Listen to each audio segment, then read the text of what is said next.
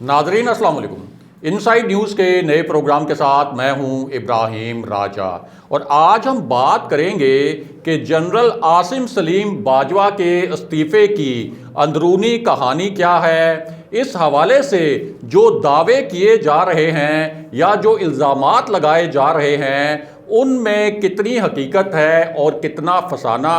General Bajwa के इस्तीफ़े से 10 minute पहले क्या कुछ होता रहा, वज़ीर आज़म इमरान खान का इस पूरी सूरत हाल में क्या मौक़िफ़ था, इस फैसले में army chief general Qamar Javed Bajwa का क्या किरदार था और इस पूरी सूरत हाल के मुतल्लिक आपको एक अहम वाक़या भी सुनाएंगे जिससे आपको पता चलेगा कि असल में पर्दे के पीछे क्या कुछ हो रहा था। हमारे जिन दोस्तों ने अब तक हमारे चैनल को सब्सक्राइब नहीं किया उनसे हम कहेंगे कि हमारे चैनल को सब्सक्राइब कर लें ताकि उन्हें अहम मालूमात बर वक्त मिलती रहें। अब वापस आते हैं आज के मौजू पर, यानी जनरल आसिम सलीम बाजवा के इस्तीफ़े की असल कहानी क्या है। सबसे पहले आपको इस सूरत हाल के मुतल्लिक एक अहम वाक़या सुनाते हैं जिससे आपको पता चलेगा कि बीजिंग में क्या कुछ हो रहा था। तो मामला ये है कि बीजिंग में सी पैक के मामले पर भारतीय सफ़ीर ने एक बहुत ही घटिया और अजीब हरकत की जिस पर चीनी हुकाम भी फट पड़े और जिस तकरीब के दौरान ये हरकत की गई भारतीय सफ़ीर की जानिब से, उस तकरीब की कवरेज के लिए कुछ दीगर पाकिस्तानी सहाफ़ियों के साथ मैं ख़ुद भी बीजिंग में मौजूद था। अब ये जो तकरीब थी इसमें बाज़ाब्ता तौर पर चीन का जो बेल्ट एंड रोड मंसूबा है उसका ऐलान किया गया और इसका जो पायलट प्रोजेक्ट है उसको एक तरह से सी पैक को करार दिया गया कि बेल्ट एंड रोड मंसूबे का जो पायलट प्रोजेक्ट है ये सी पैक है। अब इस मंसूबे में इब्तदाई तौर पर यूरोप के 18 ममालिक शामिल हुए जिनमें इटली, हंगरी, लग्जमबर्ग, जॉर्जिया, यूनान और पोलैंड जैसे ममालिक भी शामिल थे। उसके अलावा लातीनी अमेरिका और कैरेबियन के भी तकरीबन 18 ममालिक ने इस मंसूबे में शमूलियत पर रजामंदी जाहिर की। दूसरी जानिब वस्ती एशिया के 16 ममालिक ऐसे थे जिन्होंने इस बेल्ट एंड रोड मंसूबे में शमूलियत पर रजामंदी का इजहार किया। इस मंसूबे में शमूलियत अख्तियार करने वाले दीगर ममालिक में तुर्की, Saudi Arabia, Malaysia, Indonesia, Qatar, Iran, Bahrain, Kuwait, लबनान, New Zealand, Bangladesh और कज़ाकिस्तान भी शामिल थे जब इस मंसूबे का ऐलान किया गया। यानी 70 मुल्क ऐसे थे जो कि बाज़ाब्ता तौर पर इस मंसूबे में शामिल हो गए और इनमें एक बहुत अहम मुल्क पाकिस्तान भी था क्योंकि इस मंसूबे का जो पायलट प्रोजेक्ट है सी पैक वो पाकिस्तान में मुकम्मल होना था। अब इस पूरी फहरिस्त में सिर्फ 2 ममालिक ऐसे थे जो कि इस मंसूबे में शामिल नहीं हुए। इनमें एक भारत था जबकि दूसरा मुल्क था अमेरिका। यहाँ अहम बात यह भी है कि चीन ने इन दोनों मुल्कों को इस मंसूबे में शमूलियत की दावत भी दी थी लेकिन इन दोनों मुल्कों ने इनकार कर दिया। अब ज़रा आपको बताते हैं कि जब चीन ने इस मंसूबे का बाज़ाब्ता ऐलान किया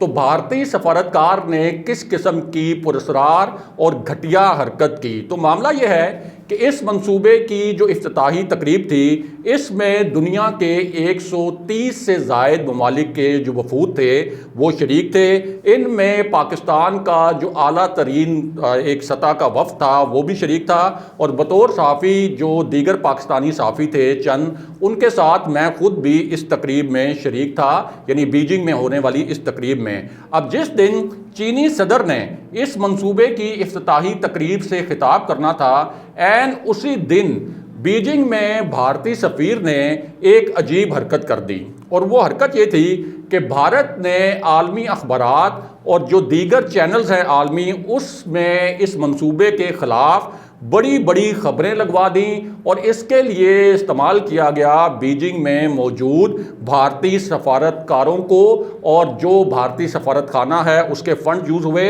اور کچھ صحافیوں کو بھی اس کے لیے استعمال کیا گیا، اور ان خبروں میں یہ تاثر دیا گیا کہ اصل میں چین کا یہ جو منصوبہ ہے یہ 138 ممالک کے وسائل پر قبضہ کرنے کی ایک سازش ہے، اور پہلے مرحلے میں چین سرمایہ کاری کے نام پر ان ملکوں کے وسائل پر قبضہ کرے گا، اور بعد میں ان میں سے کئی ممالک کی خود مختاری بھی ختم ہو جائے گی۔ جب چینی میڈیا نے اور چینی حکام نے ان خبروں کی جو کہ لگوائی گئی تھیں اس منصوبے کے خلاف اس کی تحقیقات کی، تو پتہ چلا کہ ان خبروں کے لیے جو فنڈنگ تھی وہ بھارت کے سفارت خانے نے کی تھی جو کہ بیجنگ میں تھا، اور اس پر چینی حکام بھارتی سفارت خانے کے جو اہلکار ہیں اور بھارتی سفیر ان پر بہت زیادہ بھرم بھی ہوئے تھے۔ لیکن اصل ایشو یہ تھا کہ جو بھارتی سفارتکار ہیں، جو بھارتی حکومت ہے، وہ صرف اس بیلٹ اینڈ روڈ منصوبے کو نشانہ نہیں بنانا چاہتے تھے، ان کا اصل ہدف سی پیک تھا، کیونکہ سی پیک پاکستان کی معیشت کی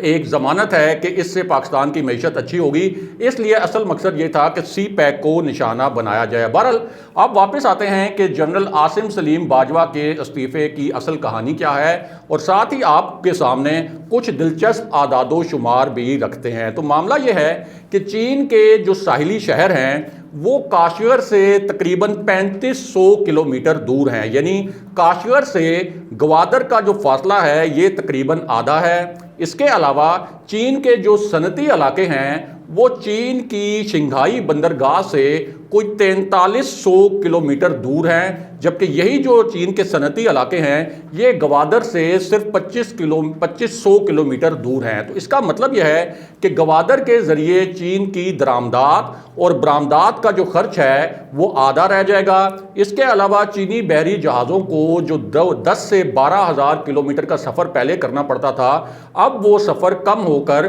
2500 کلومیٹر تک رہ جائے گا۔ اب یہ تو ہو گیا تھا چین کا فائدہ، لیکن پاکستان کو اس کا کیا فائدہ ہونا ہے وہ بھی مختصراً آپ کو بتاتے ہیں۔ تو معاملہ یہ ہے کہ یہ جو پورا روٹ ہے جو 2442 کلومیٹر سے بھی اب لمبا ہو گیا ہے، اس روٹ سے کم 35 لاکھ پاکستانیوں کو روزگار ملے گا۔ پاکستان کی جو معاشی شرح نمو ہے اس میں 2% تک اضافہ ہو جائے گا، اور محصولات کی مد میں بھی پاکستان کو سالانہ کئی ارب ڈالر ملیں گے۔ اور یہ جو سی پیک کا پورا منصوبہ تھا یہ چل رہا تھا عاصم سلیم باجوہ صاحب کی نگرانی میں۔ اب آتے ہیں کہ عاصم سلیم باجوہ جن کی نگرانی میں یہ پورا منصوبہ چل رہا تھا ان کے استعفے کی کہانی کیا ہے۔ تو معاملہ یہ ہے کہ جب سی پیک اتھارٹی بنائی گئی تو اپوزیشن نے قومی اسمبلی اور سینٹ میں سی پیک اتھارٹی کا جو بل ہے اس کو روکنے کی کوشش کی، حالانکہ یہ ایک قومی مفاد کا معاملہ تھا، اور اس کی وجہ یہ تھی کہ میاں نواز شریف کو، مریم نواز کو اور نون لیگ کو عاصم سلیم باجوہ سے کچھ ذاتی نوعیت کے مسائل تھے، اس لیے انہوں نے عاصم سلیم باجوہ کو نشانہ بناتے بناتے یہ بھی نہیں سوچا کہ یہ جو سی پیک ہے یہ تو ایک ریاستی ایک ایسٹ ہے اور ریاست کے مفادات کا معاملہ ہے، تو انہوں نے اتنا عاصم سلیم باجوہ کی آڑ میں سی پیک کو نشانہ بنایا کہ یہ پورا منصوبہ ہی متنازع ہو جائے، یعنی ریاستی مفادات کو انہوں نے ذاتی انا پر قربان کر دیا۔ بہرحال اب یہ جو بل تھا یہ اپوزیشن کی مخالفت کے بعد پاس تو ہو گیا، اور عاصم سلیم باجوہ پر چونکہ بہت زیادہ تنقید بھی کر رہی تھی، اپوزیشن جلسوں میں ان کا نام لے لے کر ان پر تنقید کی جا رہی تھی، تو عاصم سلیم باجوہ نے اطلاعات کے معاون خصوصی کے طور پر استعفیٰ بھی دے دیا۔ لیکن مسلم لیگ نون کی اور اپوزیشن کی تسلی نہیں ہوئی، کیونکہ اصل میں وہ سی پیک کو نشانہ بنانا چاہتے تھے کہ کہیں سی پیک اس طرح سے جس طرح سے اس پر ترقیاتی کام جاری تھے اگر یہ کمپلیٹ ہو گیا تو پھر جو ہمارا پورا نیریٹو ہے وہ بھی فیل ہو جائے گا۔ اور دوسرا عاصم سلیم باجوہ کی آڑ میں جو فوجی قیادت ہے اس کو بھی نشانہ بنایا جا رہا تھا۔ اب اس پوری صورتحال میں کہنے والے یہ کہتے ہیں کہ چونکہ سی پیک کو متنازع بنانا کسی بھی صورت ریاستی مفاد میں نہیں تھا، جو کہ مسلم لیگ نون اور جو دیگر اپوزیشن جماعتیں ہیں وہ کر رہی تھی، تو اس وجہ سے پاک فوج کی قیادت یعنی جنرل باجوہ نے یہ مناسب سمجھا کہ عاصم سلیم باجوہ استعفیٰ دے دیں تاکہ پاک فوج اور سی پیک جو ملکی ترقی کے ضامن ہیں وہ کسی بھی طرح متنازع نہ ہوں۔ یعنی ایک طرف جو فوجی قیادت کو اور فوج کو نشانہ بنایا جا رہا تھا عاصم سلیم باجوہ کی آڑ میں جان بوجھ کر ایک گھناؤنے منصوبے کے تحت، وہ بھی ایک متنازع نہ ہو پاک فوج کی قیادت اور سی پیک۔ اور دوسری جانب ظاہر ہے کہ چین بھی یہ نہیں چاہتا تھا کہ یہ پروجیکٹ جو ہے وہ کسی بھی طرح سے متنازع ہو، اس لیے کہنے والے کہتے ہیں کہ چین کی جانب سے بھی اس معاملے پر ایک کنسرن جو ہے وہ پاکستان کے ساتھ شیئر کیا گیا ہوگا۔ اب اس میں اہم بات یہ ہے کہ یہ جو تاثر بنایا جا رہا ہے کہ عاصم سلیم باجوہ کے دور میں کچھ سی پیک بہت سلو ہو گیا تھا، اس پر جو پروگریس ہے وہ بالکل ختم ہو گئی تھی، یہ تاثر سراسر غلط ہے۔ چینی جو حکام ہیں وہ بھی عاصم سلیم باجوہ کی پرفارمنس سے خوش تھے، بہت تیزی سے کام ہو رہا تھا، لیکن یہ جو اپوزیشن نے سی پیک کو بار بار ہٹ کرنے کی کوشش کی عاصم سلیم باجوہ کی آڑ میں، اس وجہ سے انہوں نے استعفیٰ دینا مناسب سمجھا اور ان کے ادارے نے بھی یہ مناسب سمجھا کہ وہ اس وقت استعفیٰ دے دیں تاکہ یہ اپوزیشن جو سیاست کر رہی ہے اس کا نشانہ نہ تو پاک فوج بنے اور نہ ہی سی پیک بنے۔ دوسری جانب نون لیگ جو ہے اس وقت ایک اور کام بھی کر رہی ہے، اور وہ کام یہ ہے کہ عاصم سلیم باجوہ کے خلاف ٹویٹر پر اور دیگر سوشل میڈیا جو ویب سائٹس ہیں ان پر ٹرینڈ چلائے جا رہے ہیں کہ عاصم سلیم باجوہ کا جو ریزگنیشن تھا اس کی آڑ میں اصل میں جنرل باجوہ پر پاک فوج پر تنقید کی جا رہی ہے، جرنیلوں کے نام لیے جا رہے ہیں۔ آپ اگر اس پورے ٹرینڈ کو دیکھیں اور ساتھ ہی سی پیک کے حوالے سے بھی بڑا ہی زہریلا پروپیگنڈا کیا جا رہا ہے جو کہ کسی بھی صورت ریاست کے مفاد میں نہیں ہے۔ اگلے پروگرام تک کے لیے خدا حافظ۔